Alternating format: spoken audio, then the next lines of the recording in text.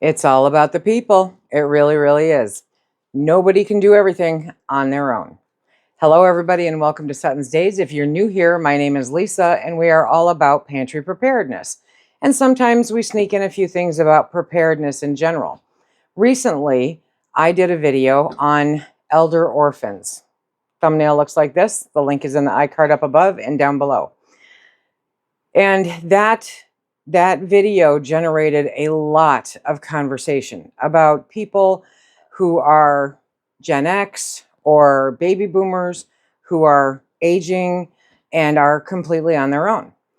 And this is something that I think we need to keep addressing, even though I don't believe it's necessarily always age dependent, okay? Because there's a lot of people that commented also saying that they weren't of that age, but they are orphans in a sense, that they are completely alone. They don't have any friends, they don't have any family for whatever reason.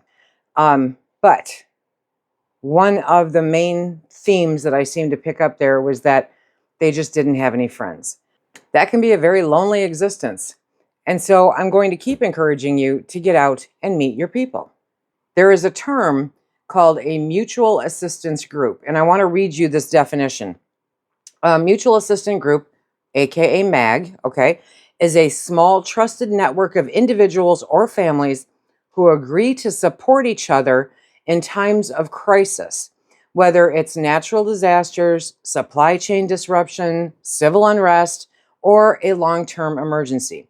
These groups are built on trust, shared values, and complementary skills, not paranoia and not secrecy. That's not what they're about, or that's not what they should be about. They are about community, resilience, and practical support. So today we're going to talk about mutual assistance groups. Let's get started. Why do mutual assistance groups matter? Because no matter who you are, you cannot do everything by yourself. Even the most prepared individuals have blind spots, skills that they haven't mastered, things that they don't know, capabilities that they cannot do. So you cannot be an island and be truly successful at being prepared. One of the things to remember is that shared skills equals greater resilience. And being prepared is all about being resilient. One member might be a master gardener. One member might be very skilled at firearms. One member might be very skilled at food preservation. You don't need to know every single thing by yourself. If you have a group, a core group, then you have the ability to have all of that knowledge at your fingertips because of that group. It takes a lot of the pressure off. In addition to that, there's the emotional and mental support, because during times of crisis or emergencies, having somebody or somebodies that you can talk to, that you can reach out to, that you can strategize with, makes that emergency a little less difficult. It gives you a sounding board. It gives you somebody to focus on other than yourself. It enables you to become stronger and to be stronger during those emergencies. You've heard the term strength in numbers, right? So if you look at different things like, if you have to keep watch on what's going on, having multiple people to take turns doing that watch makes a huge difference. You can't stay up 24/7, 365. So having multiple people that can take different shifts to take care of different things or to take some pressure off of you is a necessary component. It helps with security. It helps with rotating night watches. It helps with bartering resources, right?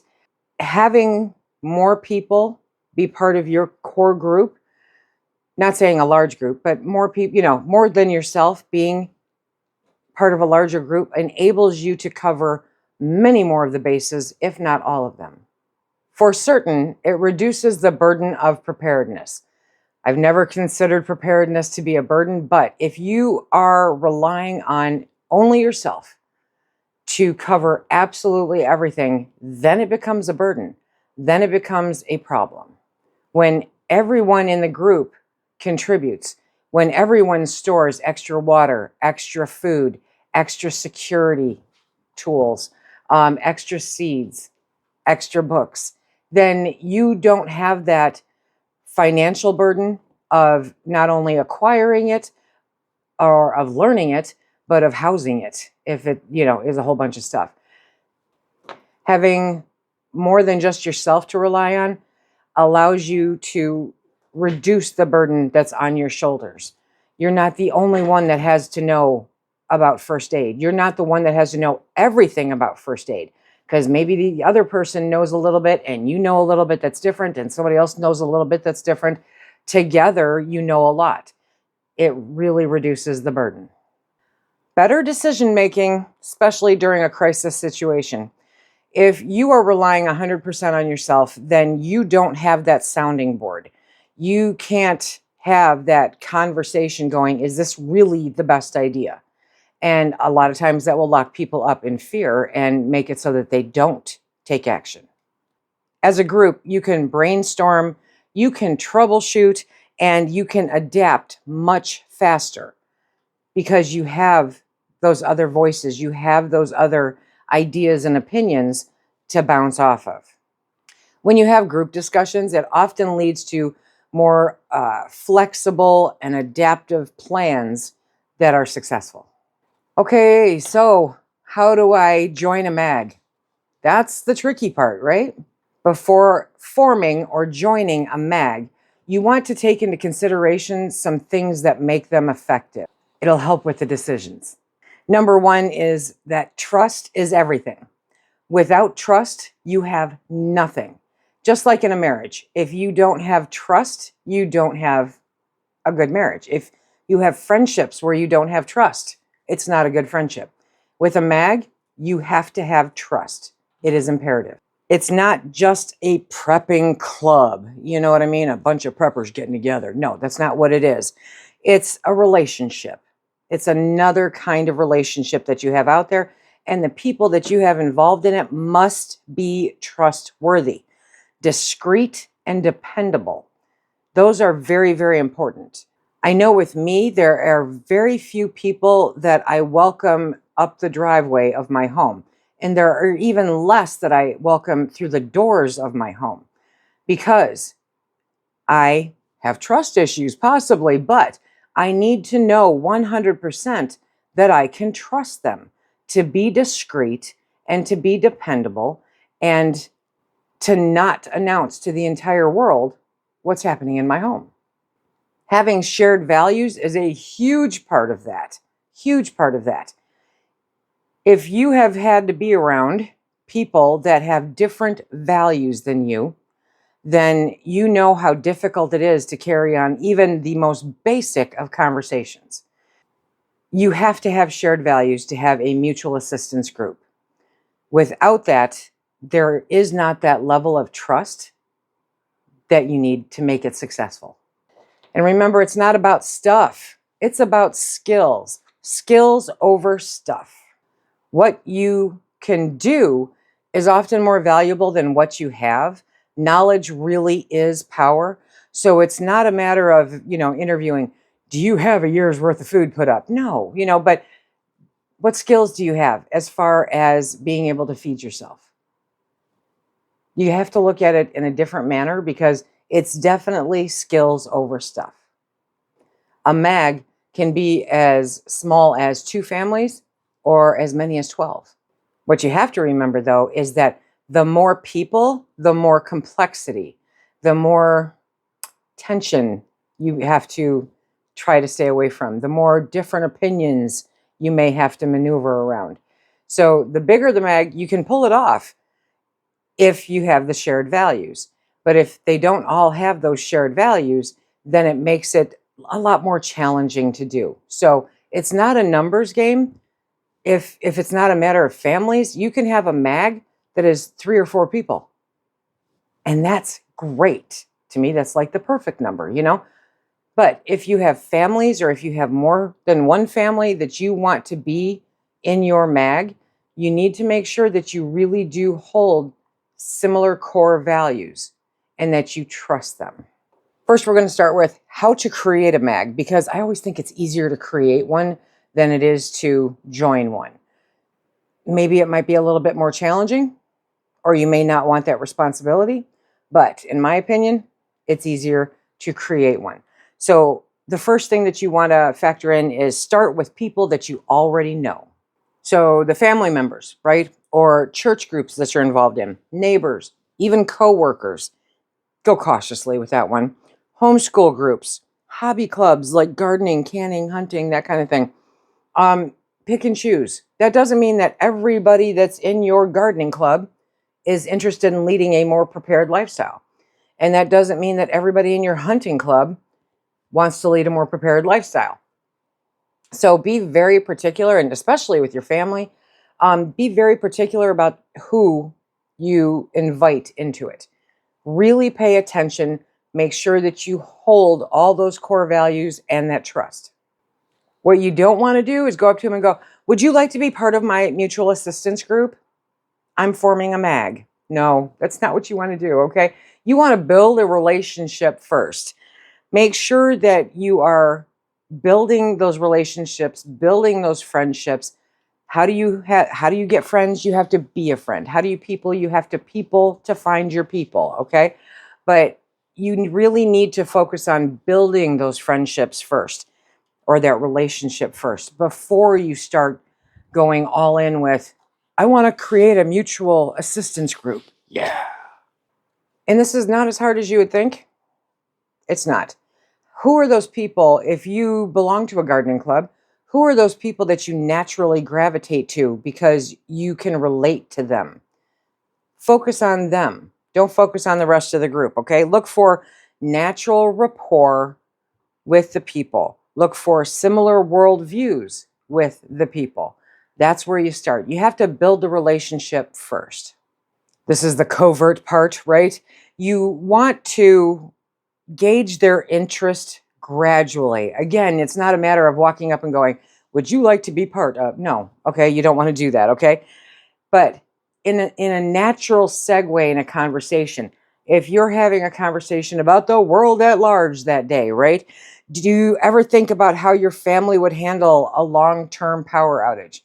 Or do you ever think about how you would handle a long-term power outage? Have that chat with these people that you have a natural rapport with, and see what they say. And see if their answer resonates with how you feel, or if it goes off in some other direction. Because if I'm sitting there talking to somebody who I like, I like you nice enough, I'm going to sit down and have coffee with you and we're going to talk. And I say, have you ever given consideration to what you would do if we had a long-term power outage? And they look at me and go, oh, I would just die. I would die. I would have to go to a relief shelter, or I would have to go here. Or, somebody would take care of me. I would wait for somebody to come and take care of me because it won't last that long. And so automatically I know this is not my person, because I'm not coming to anybody's rescue. That's not my purpose. My purpose is to find people who, like me, believe that as a group, we can better take care of ourselves. I'm running into lately a lot of conversations about pantries.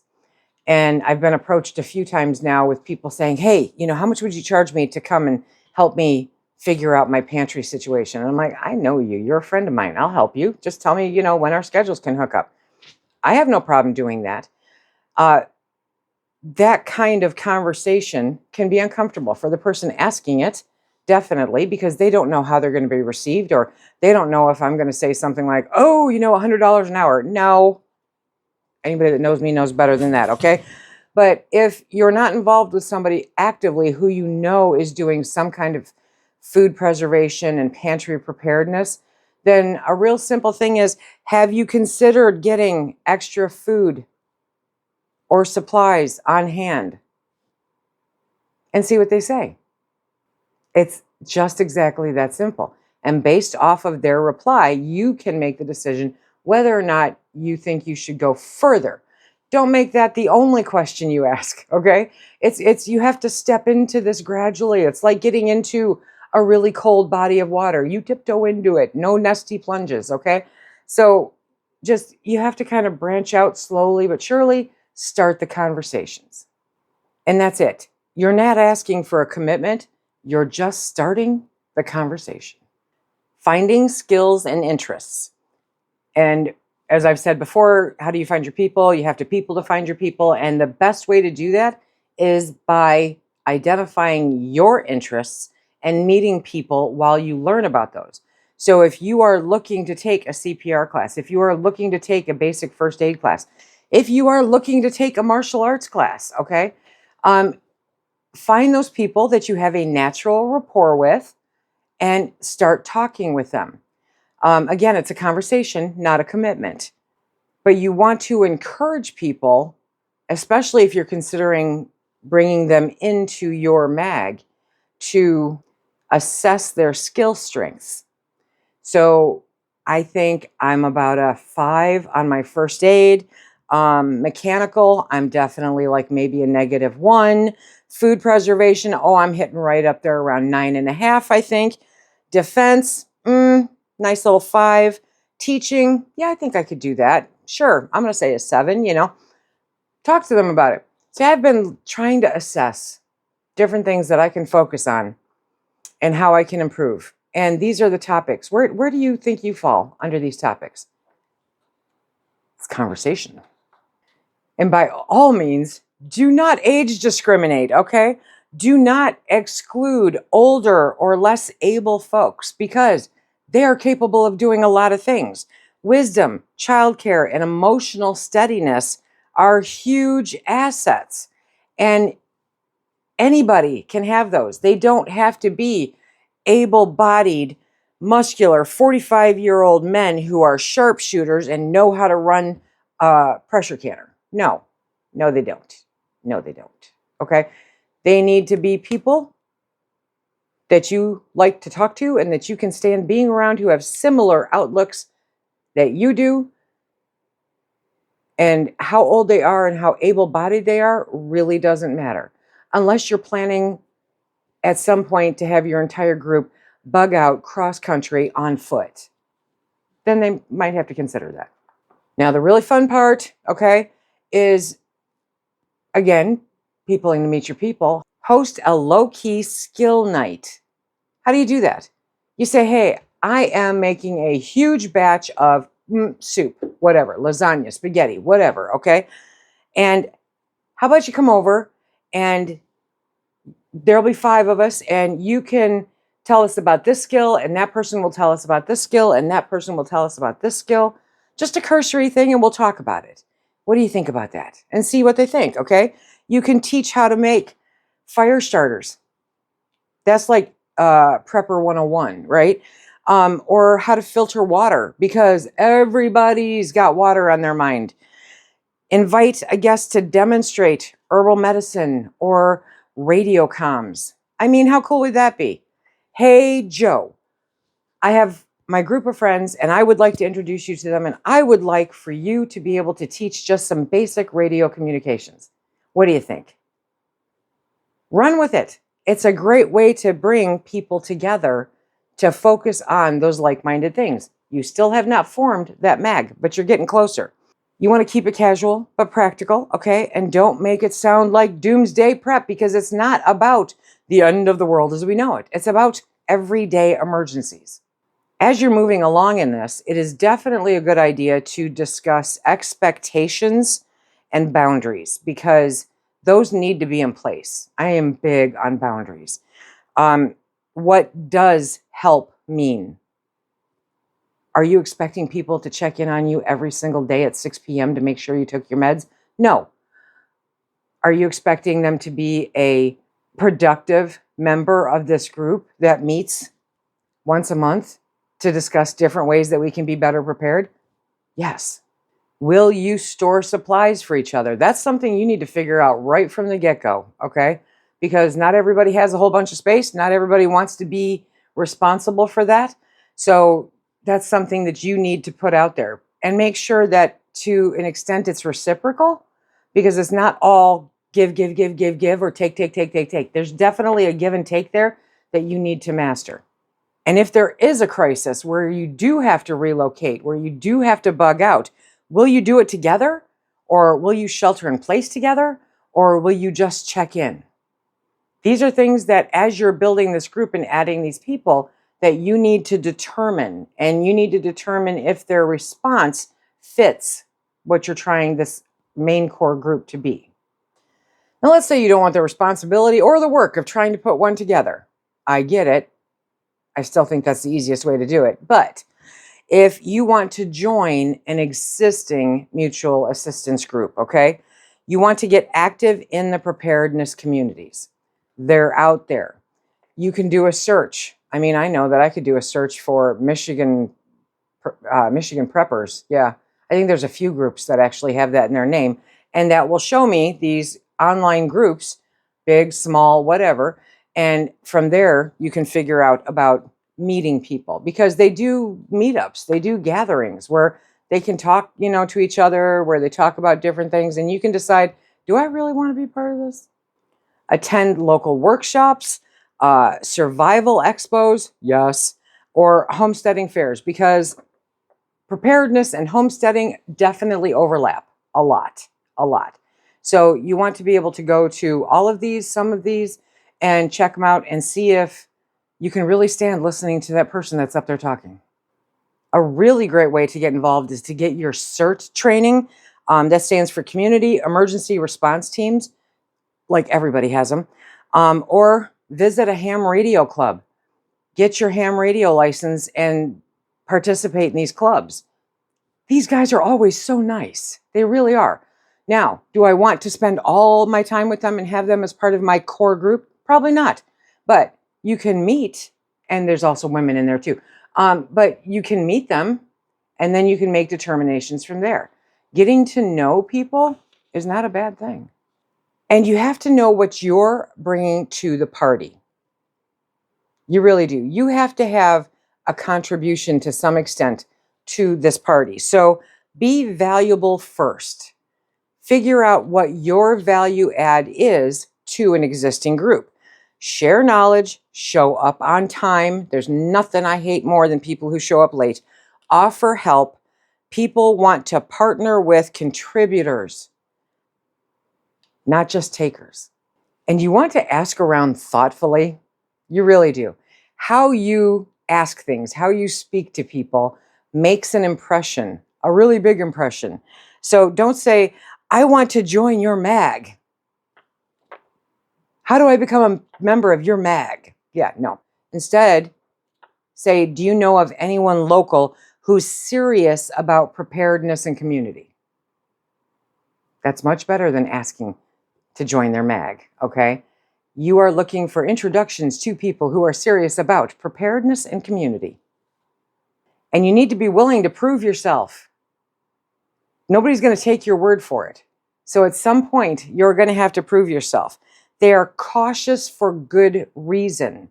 I am extremely cautious when it comes to who I bring into my inner circle, because I don't want nasty, negative, dangerous energy coming into my circle, okay? Be patient, be consistent, and show your integrity over time. Nobody owes you literally anything. And the sooner you understand that, and the sooner you understand that you have to prove your value to these people, the better off you're going to be. Now, there's some red flags, because people are people, right? There are definite red flags that you want to pay attention to. So, overemphasis on firearms or tactical talk. Seriously, if you want to play Army, go join the Army. The overemphasis on this is never a good thing. When that is who you are, because, you're Billy Bad Butt. Yeah, that's what we're going with. A mag is about resilience, not fantasy militia life, So if you want to join a militia, go join a militia. That's different. Definitely, that's different. Poor OPSEC is another thing that you need to be aware of, and that's operational security, okay? And yes, I know that just sounded kind of tactical, but I get it, okay? If someone is bragging about their stash or others' preps, they may do the same to you. So do you want that person involved? No, you don't. Some people only feel important when they're sharing other people's information. You don't want that kind of person involved in your mag. Controlling personalities, I think, will always be a challenge. And I know that I've given it consideration when I'm thinking about, okay, if an emergency happens, can I really work with this person? I have a rather strong personality, in case you didn't notice. And so if I'm bumping up against somebody else that has either a strong personality or a strong personality that's trying to compensate, then, eventually we're going to bump heads. I can play nice with you when we're out doing whatever we're doing, but do I want to be in an emergency situation with you? No, because I know what my limits are. I know that I will happily back up and say, oh no, you take charge, I'll put in my 2 cents and we'll work it from here. I don't necessarily want to be in charge, okay? But I do have a strong personality. And a lot of people are very insecure about that. So you have to be aware of, one, your insecurities. You also have to be aware of everybody else's strong personalities. Mags are about collaboration. They thrive on collaboration, not hierarchy. Nobody wants that. So you really want to be aware of the person who is trying to run everything, That's, yeah, nobody needs that. And if that is something that you need, you may want to reconsider your reason for joining this mag, and do you have a value add to it? Last but not least, a very big red flag is drama, gossip, or blame games, okay? Emotional maturity is essential for a successful mag. It just is. So, what are you going to do? I've got some steps for you. First steps to take today if you accept this challenge, because you really cannot do it all alone. And you need people to find your people. So, some first steps are: make a list of 3 to 5 people you trust and could talk to about preparedness. Are they on the same wavelength as you? There is a large part of my inner circle that says, I'll just show up at your house if something ever happens. And my still steady, no matter how much I love them, my still steady answer to that is, what are you bringing to the party? I'm not doing all this work so that you can skate on by and hang out. What are you bringing to the party? I'll happily invite you in the door, but not if you're not willing to take responsibility today and start becoming better prepared. I actually had this conversation with my sister. You definitely want to identify the skills that you bring to the table. Be seriously aware of who you are and what your value add is. You need that. For the month of August, plan 1 casual meetup. Oh my God, I can't do that. No, oh my gosh, you can. You really can, okay? A potluck, a skills night, a gardening day. Let's all get together and have coffee and chit chat, whatever it is, with 1, 2, 3, 4 people, or bring together a few families if that's more your style, okay? But you really, really want to do 1 casual meetup. So I'm challenging you to schedule that for sometime in August. The next one is important, I think, because especially for my quiet people, right? Begin quietly building trust-based conversations and shared learning. Very quietly. Very not in your face. You're not going to go to somebody you've known for, a year or 2, whatever, or even a week, and go, what do you think about? Okay, no. You're going to do it. You're going to do it quietly. You're going to do it smoothly. You're going to have trust-based conversations building on shared learning. That is huge. And you can do all of those. All 4. There's 4. You can do all of those in the month of August. And I would love for you to put them in your calendar and make your plans and invite your people and do your things, and then come back to this video and let me know how you did. Always remember that preparedness is personal for everybody, okay? But survival is communal. Preparedness is personal. Survival is communal. You can prepare by yourself, but to survive, you need more than one person. You don't need to broadcast your preps, okay? But you do need people that you can rely on when it matters the most. And that's going to be different for all of us depending on where we are, depending on our circumstances, depending on our abilities, depending on our age, okay? But that is why it's also personal, because in order to build those communities, you have to find people who fit your personality. A well-formed mag isn't about fear. Never, ever should preparedness be about fear, no matter what you're doing. It's about freedom, it's about support, and it's about hope in uncertain times. And in case you're not paying attention, times are uncertain. So get out there. Check off those 4 things. Meet your people. Check back in and let me know how it goes. If you want to check out the video on elder orphans that I did, it's right here. And until next time, everybody, be safe. Keep stacking it to the rafters, my friends.